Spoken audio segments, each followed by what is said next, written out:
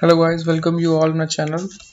So in previous video we talk about GS1 keywords, and here we talk about GS2 most important keywords which we have to know when we read the syllabus precaution. Okay, तो start करते हैं हम आज का GS paper 2 के जो main subjects है. We all know about that it's governance, constitution, polity, social justice and international relations. The most dynamic is international relation. We all know about that. Polity we have to follow. For polity we have to follow Lakshmi Kant. Social justice we have to follow just Maxine Yojana and Kurukshetra and some basic uh, we can say that some basic understanding like poverty and government we get from some coaching institute materials.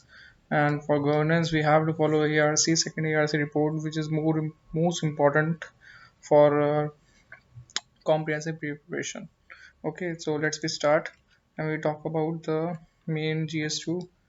Here you can see the subjects in GS2. और मैं एक बताना चाहूँगा कि जो भी इसकी PDF है इसको आराम से बाद में देख सकते हैं. मैंने इसमें टेलीग्राम लिंक डाला हुआ है डिस्क्रिप्शन बॉक्स में, तो वहाँ से आप इस PDF डाउनलोड करके आप पढ़ सकते हैं जो भी कीवर्ड्स मैंने इसमें दे रखे हैं. ठीक है, without annotations. So let's me move. ठीक है, and then we start the topic one. Before we start the topic one when I will tell you something important. Like जब भी हम सिलेबस देखते हैं ना जीएस मेंस का, तो हमें लगता है बहुत ज़्यादा है, हमारी शक्ल ऐसे हो जाती है. ऐसा कुछ नहीं है. मेंस का सिलेबस बहुत ज़्यादा कॉम्प्रिहेंसिव मतलब है, थोड़ा वेल डिफाइंड है ना. तो ऐसा नहीं लगना चाहिए कि लाइक बहुत ज़्यादा बड़ा है और ऐसा लगे कि यार ये कैसे होगा कंप्लीट. सब हो जाता है. सब आप अपनी स्ट्रेटजी ढंग से फॉलो करें और उसको ढंग से बनाएं और उसको फॉलो करें regularly, religiously purpose. Okay, so let is start. भी हमने इसमें देखा था कि टॉपिक वन है. टॉपिक वन में इंडियन कॉन्स्टिट्यूशन हम लेते हैं पहले, फिर हिस्टोरिकल अंडरस्टैंडिंग जैसे जो भी गवर्नमेंट ऑफ इंडिया एक्ट थे 1935 वाला हो गया, कॉन्स्टिट्यूशन की हो गया, है ना. क्रिटिज्म्स क्या हो गए हमारे कॉन्स्टिट्यूशन के, लेंथ थी तो इसमें लॉयर्स थे सबसे ज़्यादा, ये हमारे क्रिटिज्म थे कॉन्स्टिट्यूशन असेंबली के. सेम ऐसे ही फिर आप देख सकते हैं जो भी इंपॉर्टेंट केसेस थे, गोलकनाथ हो गया, सिटीजनशिप हो गया, केशवनंद भारती 1973, आई थिंक 73 था. तो वो वाले केसेस हो गए, वो हमें पता होने चाहिए, है ना. फिर हम आगे चलते हैं तो हम देखते हैं फंडामेंटल राइट्स हो गया, जैसे कि, है ना. तो एक बार 2 सेकेंड. हाँ, ठीक है.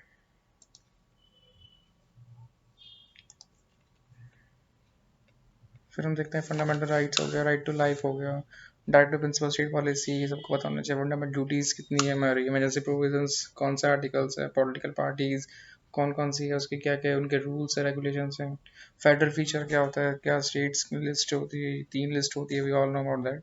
तो उन 3 लिस्ट के बारे में पता होना चाहिए. और उसमें कौन सब्जेक्ट्स होते हैं, सब्जेक्ट्स भी पूछ लेते हैं आजकल कि एग्रीकल्चर किसमें कौन से लिस्ट में आता है ना. साइबर क्राइम है, cyber crime is totally new to it's under union. Residuary powers हो गया. सेम ऐसे ही if we talk about then move ahead, then we talk about the parliamentary representation system में difference क्या होता है. Like parliament system we have parliament system. We brought this system Westminster model basically from Britain, and presidential system is US based system basically. तो उसमें क्या है, इस बार important भी है क्योंकि इस बार 2020 में इलेक्शंस हुए थे यूएस में. तो presidential system kind of important one for not for mains, but have to know the system for prelims purposes. Then we talk about the amendment जितने भी हैं 44 42, बहुत important amendment था. We all know that preamble is a part of the constitution or not. तो ये इसमें judgement दिए थे सुप्रीम कोर्ट ने, वो इम्पोर्टेंट है. फिर ऐसे आर्टिकल 373 हो गए, 370 हो गए, जो पिछले साल आई थिंक 2019 में इसको एप्रोगेट किया गया था. जम्मू कश्मीर को स्टेट से यूनियन टेरिटरी का हमने दर्जा दिया था, है ना. तो इसलिए इम्पोर्टेंट रहते हैं. तो ऐसे ही करके आप पूरा देख सकते हैं. ठीक है. Then topic 2 function response union and states, क्या रिस्पॉन्सिबिलिटी होती है, जीएसटी हो गया, आप देख सकते हैं. फेडरलिज्म हो गया, सेंट्रल जनरेशन हो गया, हारमोनियस स्टेट हो गया, 73rd and 74th constitution amendment हो गए, है ना. ये सब इम्पोर्टेंट है. फिर ये अर्बन लोकल बॉडीज़ की पावर्स क्या होती है, कैसे इसके फिर क्या फंक्शन होते हैं, कैसे इसके इलेक्शंस होते हैं, we all know about that, है ना। थोड़ा आगे चलते हैं हम। फिर हम देखते हैं separation, topic 3, separation of powers between centre and state and panchayat, कौन कौन से किसमें कौन इसके रूल बना सकता है, ये भी पता होना चाहिए हमको। देन का टॉपिक 4 में देखते हैं तो इंडियन क्वेश्चन थीम, कंट्रीज, ठीक है, कि एग्जीक्यूटिव प्रेसिडेंसी क्या होता है, सिस्टम ऑफ श्रीलंका में कैसा है, हमारे कौन से चैलेंजेस है between presidency type of selection, अगर हम प्रेसिडेंशियल टाइप ऑफ इलेक्शंस लेते हैं rather than parliamentary सिस्टम, तो क्या उसके चैलेंजेस है, क्या उसके बेनिफिट्स है, ये पता होना चाहिए। और ये American, British, Canada parliamentary versus primary system में क्या इंपॉर्टेंट है, पार्लियामेंट्री में कौन सुप्रीम होता है, यहाँ पे कॉन्स्टिट्यूंट सुप्रीम होता है ना, प्रेसिडेंशियल सिस्टम में प्रेसिडेंट सुप्रीम होता है, सॉरी पार्लियामेंट सिस्टम में पार्लियामेंट सुप्रीम होती है, क्योंकि पार्लियामेंट ही है जो मेन डिसीजन मेकिंग बॉडी होती है। Then parliament versus state, registration में क्या होता है ना, ये पता होना चाहिए बेसिकली, कि एलजी वर्सेस सीएम का रोल क्या होता है, जैसे दिल्ली है वहाँ पे एलजी एलसीएम क्या रोल है, स्टेट लेजिस्लेटिव बॉडीज का क्या रोल है, काउंसिल का क्या रोल है, council state legislative council presidential election में, प्रेसिडेंशियल में वो इलेक्शन वोट करते हैं या नहीं करते, तो ये सारी चीज़ें पता होनी चाहिए। Then talk about structure, organization and functioning of the executive and the judiciary, judicial पता होना चाहिए कि एनजीएसी कैसे अपॉइंटमेंट होता है, रिमूवल जज कौन सा आर्टिकल में है, कौन एनजीएसी कमेटी में कौन कौन आते हैं, कौन इसको हेड करता है, we all not for that. Then फिर ये टॉपिक सबसे ज़्यादा इंपॉर्टेंट है, ई कोड्स, जो आजकल अभी चल रहा है ना। Then we talk about the regional benches, कौन सी होती है, सुप्रीम कोर्ट जो दिल्ली में है उसकी कोई कहीं और बेंच सेटअप कर सकता है, नहीं कर सकता। प्रेशर ग्रुप्स क्या होते हैं, कहाँ panchayat, farm organisation, farm organisation बहुत इंपॉर्टेंट है क्योंकि अभी जो बन रही है बेसिकली, आप दिल्ली में प्रोटेस्ट देख सकते हैं, तो कौन कौन सी फार्म ऑर्गेनाइजेशन है जो इंपॉर्टेंट है वो पता होना चाहिए, ऊपर ऊपर से, ज़्यादा डेप्थ में नहीं जाना पर ऊपर ऊपर से पता होना चाहिए हमको। Then we talk about certain features of representation of people act, कौन से हैं, appointment of various constitution bodies, powers, functions and responsibility, various constitution, UPSC, SPG, CAG, इनके functions पता होने चाहिए, इनके शेड्यूल्स, इनके क्या क्या मैंडेटरी फंक्शंस हैं, उनका क्या इनकी स्टैट्यूटरी है या बॉडी है नहीं है, ये पता होना चाहिए। Then statutory regulatory bodies, various constitution bodies, हमें ये पता होना चाहिए। आरटी एक्ट हो गया, national commission of women minorities हो गया, आईआरडीए हो गया, रेगुलेटिव लिमिट अथॉरिटी, इंश्योरेंस वाली है जो सेबी हो गई, इसके पेंशन हैं, ये ओवरलैपिंग, इसके बहुत सारे जो सिलेबस है इसका ओवरलैपिंग है ना। ये सब देख सकते हैं कि आईआरडीए जो सेबी है, ये बेसिकली हमें इकोनॉमिक्स में पढ़ना होता है जीएसटी में, तो ये यहाँ पे ओवरलैप कर रहा है, पर हमें एक ओवरव्यू पता होना चाहिए ऊपर ऊपर से, जैसे ट्रिब्यूनल्स का क्या फंक्शन है, फास्ट ट्रैक कोर्ट्स क्या होते हैं, ये सब पता होना चाहिए, हाँ। तो फिर आगे बढ़ते हैं, government policies for various factors, government की वॉश होगी, इसकी फुल फॉर्म होती है वाट्स की full form water sanitation hygiene, तो ये क्या है, जल शक्ति किस लिए है, इसके डेवलपमेंट के लिए क्या करा है गवर्नमेंट ने, कोरोना के टाइम पे कौन कौन सी स्कीम निकाली थी फॉर माइग्रेंट वर्कर्स, ये पता होना चाहिए, है ना। फिर एनजीओ क्या है, वेलफेयर स्कीम्स, ये आप देख सकते, आप खुद ही देख लेना इसको, मैंने डाल दी है इसकी पीडीएफ, है ना, तो वहाँ से आप देख लेना, पता चल जाएगा आपको कि इस टॉपिक से कौन कौन से कीवर्ड बन सकते हैं, जैसे पीएम जय हो गया, हेल्थ से आ गया, है ना, हम सोशल, अब सोशल सेक्टर में आ गए, है ना।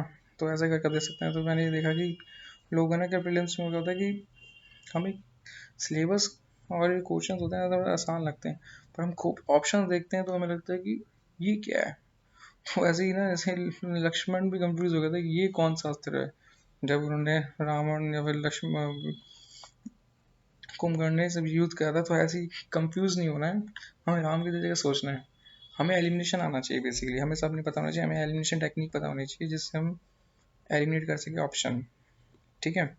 तो इतना सारा सिलेबस नहीं है, ये बहुत छोटे छोटे कीवर्ड्स है और ये हार्डली आराम से, मतलब ज़्यादा मुश्किल नहीं है, आप कोई भी कीवर्ड समझना है तो आप गूगल करिए, इतना इसमें मटेरियल मिलेगा, वहाँ से थोड़ा पढ़ सकते हैं, है ना। तो आगे चलता हूँ मैं, फिर मैं बात करता हूँ टॉप 15, इसमें कौन से हो गए लिमिटेशंस, किस चीज़ के गवर्नेंस टॉपिक आ गए सारे, accountability, e governance, corruption, corporate ownership हो गया, है ना, सीएसआर हो गया, सोशल ऑडिट क्या होता है, जो सोसाइटी ऑडिट करती है, सिटीजन चार्टर हो गया, जो हर एक गवर्नमेंट ऑफिस के बाहर लगा होता है कि कैसे प्रोसीजर फॉलो करना है, फिर हो गया role of civil services in democracy, कौन सा आर्टिकल जिसमें आता है, 312 हो गया आर्टिकल है ना, ये सब सिविल सर्विसेज के लिए आते हैं। कौन इसको सिविल सर्विसेज को कौन हटा सकता है, कौन इसके मैक्स पावर होती है ना, स्टेट की पावर क्या होती है सिविल सर्विस के ऊपर, सिविल सर्वेंट के ऊपर, है ना। इंडियन, फिर हम आ जाते हैं आईआर के अंदर, वैसे बायलेटरल रिलेशंस भी कहते हैं। फिर इसमें इंडियन इंडिपेंडेंट रिलेशन में आप देख सकते हैं कि नेहरू फॉरेन पॉलिसी क्या थी, पंचशील क्या था, लुक वेस्ट पॉलिसी बहुत चल रहा है, सागर क्या है, अभी कोविड टाइम पे गवर्नमेंट की भी स्कीम है ये, मुझे याद नहीं आ रहा क्या नाम था उसका, मैं कमेंट बॉक्स में डाल दूंगा, वहाँ से देख लेना। गवर्नमेंट की जिसने कोरोना वैक्सीन वो कर रहे हैं, डोनेट कर रहे हैं, जैसे अभी इंडिया उसमें भी हेल्प कर रहा है, कोवैक्स एक वो है, वर्ल्ड भी इनिशिएटिव है, जो जो डेवलपिंग कंट्रीज होती है, लो मिडल डेवलपिंग कंट्रीज, उसको वैक्सीन प्रोवाइड कराएगा फ्री के अंदर। जैसे बहुत सारी कंट्रीज है, फ्रांस फ्रांस हो गई, ब्रिटिश, यूएसए, ये सारी अपने कुछ लिमिटेड अमाउंट में वैक्सीन प्रोवाइड कराएगी for middle income developing countries की, है ना। तो ये आप पढ़ सकते हैं, तो बेसिकली न्यूज़ को फॉलो करना चाहिए हमें आईआर के लिए। फिर हम बात करते हैं बायलेटरल रिलेशंस में, बिग समिट्स होती है जितनी भी सारी इंपॉर्टेंट है, डीजीआर हो गया, एनएसजी हो गया, ये सारी नेशनल सिक्योरिटी, है ना, आर्टिक काउंसिल हो गया, वासनार एग्रीमेंट हो गया, ये आप उसमें पढ़ सकते, वासु क्या बोलते हैं, वर्ल्ड हिस्ट्री में पढ़ेंगे, तो बहुत सारा सिलेबस ओवरलैप भी करता है। ठीक है, तो फिर ऐसे effect of policies developed countries की क्या है, जैसे यूएसए के, जैसे इंडिया में क्या, अगर यूएसए का डॉलर करेंसी एक्सचेंज में रियली उसमें क्या फ़र्क होता है, अगर यूएसए डॉलर महंगा होता है वो होता है ना। तो आप पता होगा साउथ चाइना सीज में क्यों इतना इशू हो रहा है, क्यों यूएस इतना बढ़ चढ़ के पार्ट ले रहा है, और इंडिया की क्या स्ट्रेटेजी है इंडियो आईओआर में, इंडियन ओशन रीजन में, मालदीव्स का रोल क्या है इंडिया के परस्पेक्टिव में, यूएनएससी, फिर आप देख सकते हैं कि यूएनएससी जो रिफॉर्म है, डब्ल्यूटीए की रिफॉर्म है, यूनेस्को वो डब्ल्यूटीए चैलेंजेस क्या है, फंडिंग इशू क्या है, तो इन सब बेसिकली पता होना चाहिए, है ना। तो ये कहना चाहता हूँ कि हम ना क्या होता है कि फिर ना हम देखते हैं कि जैसे जैसे यूपीएससी एग्जाम पास आने वाला होता है ना, तो हम सारे अंडरग्राउंड हो जाते हैं, हम सारे मतलब जैसे जो प्रिपरेशन कर रहा होता है वैसे थोड़ा डर तो लगता ही है, सब सीधी बात है। और इस डर को भगाना है ना, तो उसके लिए आपको स्टार्टिंग से ही, शुरुआत से ही, जब भी आप पढ़ना चालू करें, कंसिस्टेंसी मेंटेन रखें, मतलब रोज बढ़े, थोड़ा थोड़ा बढ़े, जिससे आपको आखिर में ना डर नहीं लगेगा, नहीं तो एंड में आके ना ऐसा लगता है कि कुछ नहीं हुआ, थोड़ा डर रहता है।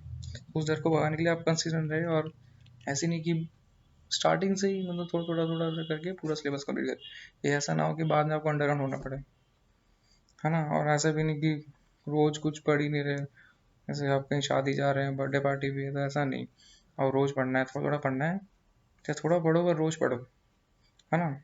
चाहे 6-7 घंटे ही पढ़ो पर रोज पढ़ो, 10 घंटे हो सके तो वेल एंड गुड है, अदरवाइज 6-7 घंटे पढ़ो और रोज पढ़ो, ताकि और उसको रिवाइज भी करो 7-14-21 दिन के अंदर, जिससे जो पढ़ा वो कॉन्साइंस मतलब ना, सेकंड जो सब माइंड होता है ब्रेन में, तो ठीक है, सबकॉन्शियस माइंड में भी वो स्टोरेज है डेटा, तो ऐसा पढ़ना चाहिए, ठीक है।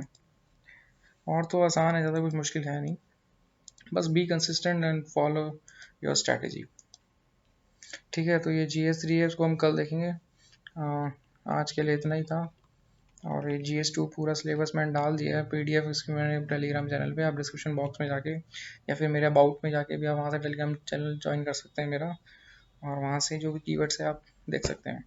सो stay tune in next video, basically we talk about GS3 and GS4 keywords, ठीक है। GS4 एथिक्स के, और एथिक्स तो ज़्यादा है नहीं उसमें, बेसिकली मैं बस GS4 में बताऊँगा, ठीक है, आपको सारी बातें। तो अभी के लिए इतने रखते हैं, thank you so much, stay tune and keep like, share and comment on my channel. Thank you so much. Bye.